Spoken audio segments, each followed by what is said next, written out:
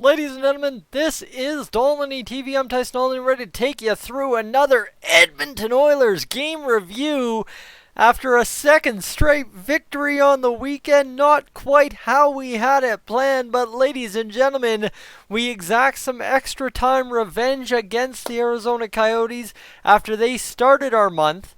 Well, after that Pittsburgh game, after they went and got the overtime victory against us, Derek Stepan scoring that overtime goal, as I was reminded by Dave Randorf and Louis DeBrusque. And then tonight, guys, from the clutches of defeat, Marcus Granlund snatches what is a victory for us in a shootout with his third goal of the season, our third goal of the game, and the one that pushed us into the extra frame, allowed Connor and Leon to absolutely, I don't even know what that is, play 5 minutes straight to just, I don't know, skate around and try and finish this one off and take it to a shootout and then win it in the shootout. Well, fantastic. So there's a lot to break down, but what I have to say is this is exactly what we needed to see out of this Oilers team against the second best team in the Pacific Division, and of course the second best team we could face at this point, right? We've faced the Blues, we've lost. Well, now this is the second best team we could face in the Western Conference, in my opinion, in terms of how they've been trending. And, sorry guys, I lost my point. I don't even know where I was going with that, but you get what I'm saying. Arizona Coyotes, one of the toughest opponents for us to face based on how stingy they are, based on everything, how they play the game. And we get out there, we get the job done, and we lock down 2 points. The tough part is, yes, I understand. It's not the 5-point separation I was looking for.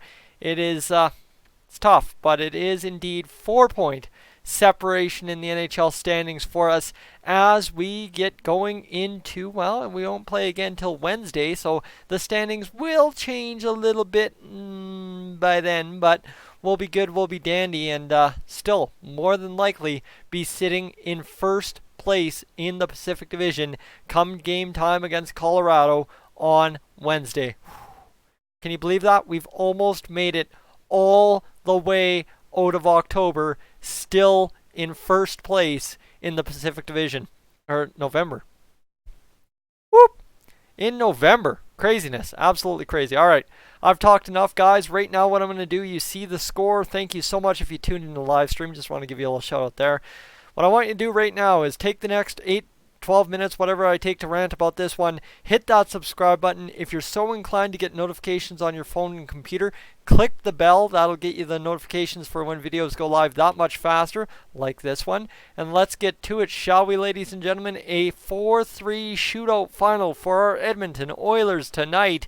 All started off on the power play 2 minutes and 5 seconds into the hockey game. James Neal from Leon Draisaitl and Connor McDavid, the only scoring those two would do tonight that counts. And yes, sirree, it was a beautiful, beautiful feed. Connor to Leon across. You know what I'm looking at? You know what I'm looking at? That one-timer backdoor, but instead of winding up the one-timer, Draisaitl goes one-time tap touch to James Neal, who's just like, oh, this for me. Back of the net, tucks it in. We're good to go up 1-0. But then, well, you know what? We got one big penalty kill in that first period. We couldn't get the second one. Carl Soderberg out there striking on the power play, 9:43, well, in the first. And Nick Schmaltz from Alex Goligoski, and this is about the only feature of the Arizona Coyotes game, is Alex Goligoski's name. Then, okay. You know what? We needed to grease a power play late in the first period. We couldn't do it. How about going into that second period, going in and knowing we needed to get the next goal? And guess what? That second line, tonight we were without Ryan Nugent-Hopkins. That meant Sam Gagner goes in. Well, what does that mean? That means a very different look on that second line. That means 2 right-hand shots, James Neal, Alex Chiasson, Sam Gagner, as our bona fide second line tonight. Correct me if I'm wrong. I think all Oilers fans would have said, we're screwed with that second line tonight, and we were not. Because, well, Alex Chiasson gets a goal from Sam Gagner and Oscar Klefbom, and guys, this was a heck of an effort by Sam Gagner to push the puck to the net, push it back into the slot where Alex Chiasson, Darcy Kemper saw the puck was there. He was way too twisted to make the save. Chiasson pots his second of the season. And let's hope, like Granlund, that's the start of a hot streak. But, oh, guys, it got dangerous. It got dangerous quick. Christian Fischer, about, 10.5 minutes later from Michael Grabner and Alex Goligoski, guys.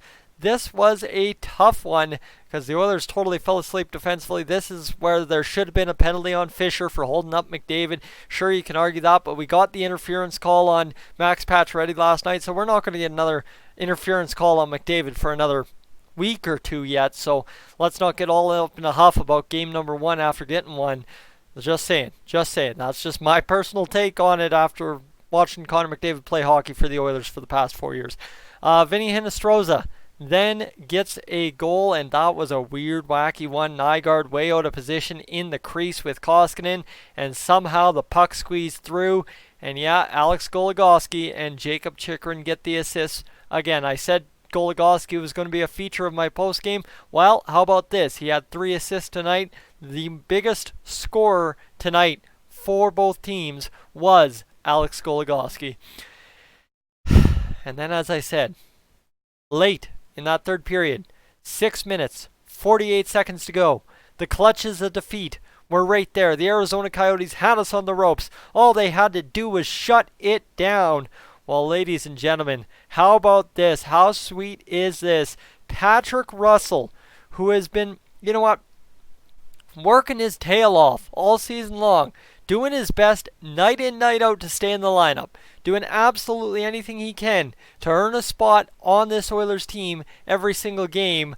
Guess what? He gets an apple on a beautiful cut pass, right? Cut into the zone pass to Marcus Granlund, who follows up his own shot, bangs it past Darcy Kemper for his 3rd goal of the season. The Arizona Coyotes allow 3 goals in a hockey game, which is absolutely unheard of. And Marcus Granlund scores the Oilers' 3rd goal. Fantastic. Absolutely fantastic to get it going. And that set us up for overtime. Ladies and gentlemen, do I need to recap you? Because I don't think my heart can handle it. That was a crazy overtime. End-to-end out of a little bit, but the Oilers really deployed Draisaitl, McDavid very well. Just couldn't get the results they wanted. Gagner actually held his own out there. Had to play some defense on the back end at one point. But we ended up getting this job done tonight, and that is what matters for this Edmonton Oilers club. Is it's Connor McDavid after a Nick Schmaltz save by Mikko Koskinen. Connor McDavid scores a beautiful 5-hole goal in the shootout. Connor Garland misses the net. He wasn't stopped. Leon Draisaitl, big clapper from the hash marks, can't get her going. So we go to the final man of the shootout for the Arizona Coyotes if they don't score, and Vinny Hinostroza.